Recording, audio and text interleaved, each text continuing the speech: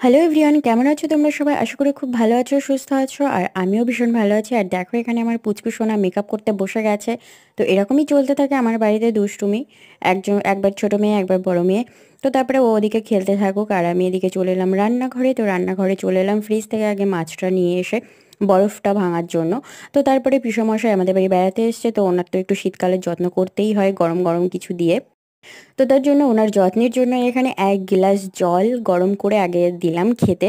তারপরে ডিম সেদ্ধ করে দিয়েছি। ডিম সেদ্ধটা খাওয়ার পরে কিছু পরে একটু আদা জল, মানে চা করার চা পাত্তি দেওয়ার আগে যে জলের অবস্থাটা থাকে সেইটা, মানে হালকা চিনি, একটু আদা আর গোলমরিচ দিয়ে জলটা ফুটিয়ে ওনাকে একটু জলটা দিই। কারণ যেহেতু চা খায় না, কিছু একটা দিতে হয়, তো তার জন্য। আর এদিকে আমরা সমস্ত কাজ সকালবেলা সেরে রান্না বান্না, তারপরে স্নান টান করে চলে আসলাম ঘরে। তো হেয়ার ড্রায়ার দিয়ে সবাই একটু চুল শুকিয়ে নিচ্ছি, শীতকালে যেহেতু চুলটা শুকাতে একটু সময় লাগে। তো তার জন্য আমরা এখানে এইভাবে চুল শুকিয়ে নিয়ে তারপরে চলে এলাম একেবারে সন্ধ্যাবেলা।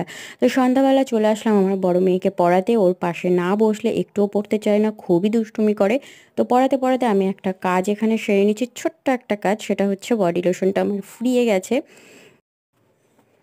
আমার স্কিন সব দিনের জন্য খুব ড্রাই, তো তার জন্য আমি এখানে এই গ্লিসারিন আর গোলাপ জলটা ইউজ করি অ্যাড করে লোশনের মধ্যে। দেখবে তোমরাও, তোমাদের যদি স্কিন কারোর খুব ড্রাই থাকে, তো তোমরা এটা ইউজ করতে পারো। আশা করি তোমাদের ভীষণ উপকার হবে। আমি তো ভীষণ উপকার পেয়েছি, যবের থেকে করেছি তবের থেকে এটাই ট্রাই করছি। তো চলো, টাটা বাই বাই, আজকের মতন এই পর্যন্তই।